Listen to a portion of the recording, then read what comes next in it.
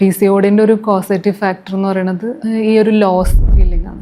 അതിപ്പം പല ലോസസ് ഉണ്ടാവും. യൂഷ്വലി ഇപ്പോൾ യങ് ഗേൾസ് നമ്മൾ ക്ലിനിക്കിൽ വരുമ്പോൾ അവർക്ക് ലോസ് എന്ന് പറയുന്നത് അവരുടെ കരിയർ ആയിരിക്കും. ലൈക്ക് അവർ കല്യാണം കഴിഞ്ഞ് അവർ പഠനം എന്ന് വിചാരിക്കും, പക്ഷേ വിചാരിച്ച പോലെ പഠിക്കാൻ പറ്റില്ല. അപ്പോൾ അത് അവർക്കൊരു ലോസ് ആയിട്ട് അവരുടെ മൈൻഡിലുണ്ടെങ്കിൽ അപ്പോൾ അവർ അതിനോട് സെൻസിറ്റീവ് ആണെന്നുണ്ടെങ്കിൽ ഡെഫിനറ്റ്ലി അത് PCODനെ ട്രിഗർ ചെയ്യുന്ന ഒരു ഫാക്ടറാണ്. അതുപോലെ പ്രിയപ്പെട്ടവരുടെ മരണം എല്ലാവർക്കും ഒരു ലോസ്, വലിയ നഷ്ടം തന്നെയാണ്. പക്ഷേ ചിലർക്ക് അത് കുറച്ച് ഡെപ്തിൽ അവർക്കത് ഫീൽ ചെയ്യും. അവർക്കത് റിക്കവർ ചെയ്യാൻ ഒരുപാട് സമയം എടുക്കും. ഒരിക്കലും അതൊന്നും അങ്ങോട്ട് മാറാനോ ലൈഫിലെ ഓരോ ഇൻസിഡൻസിലും അവർക്ക് ഇതിങ്ങനെ വീണ്ടും വീണ്ടും മനസ്സിലോട്ട് വരിക, അങ്ങനെയൊക്കെ സിറ്റുവേഷൻ ഉണ്ടാവും. അങ്ങനെയുള്ളവർക്കും ഈ ഒരു ലോസ് ഫീലിംഗ് വന്നു കഴിഞ്ഞാൽ അത് PCODനെ ട്രിഗർ ചെയ്യാറുണ്ട്. പിന്നെയുള്ള കേസ് എന്ന് പറയുന്നത് സ്ത്രീകൾ ചിലപ്പം വൺസ് പ്രഗ്നന്റ് ആവും, ഇമ്മീഡിയറ്റ്ലി അബോർഷൻ ആവും. അതൊരു വലിയ ലോസ് ആയിട്ട് അവർ കുറേ കാലം ട്രീറ്റ്മെന്റ് എടുത്തൊന്ന് പ്രഗ്നന്റ് ആയി അത് പെട്ടെന്ന് അങ്ങോട്ട് അബോർട്ടായി പോകുമ്പോൾ അതൊരു വലിയൊരു ലോസ് ആയിട്ട് തോന്നിയ ഒരു 1 to 2 months ഉള്ള അവർ PCOD ഡെവലപ്പ് ചെയ്യുന്നത് കാണാറുണ്ട്. ഈ ഒരു ലോസ് അല്ലെങ്കിൽ ഭയങ്കര ഡിസപ്പോയിൻമെന്റ് ഉണ്ടായിക്കഴിഞ്ഞാൽ ചിലർ അതിനോട് ഭയങ്കര സെൻസിറ്റീവ് ആണെങ്കിൽ PCOD പോലത്തെ ഡിസീസസ് അവരുടെ ബോഡിയിൽ കാണുന്നുണ്ട്.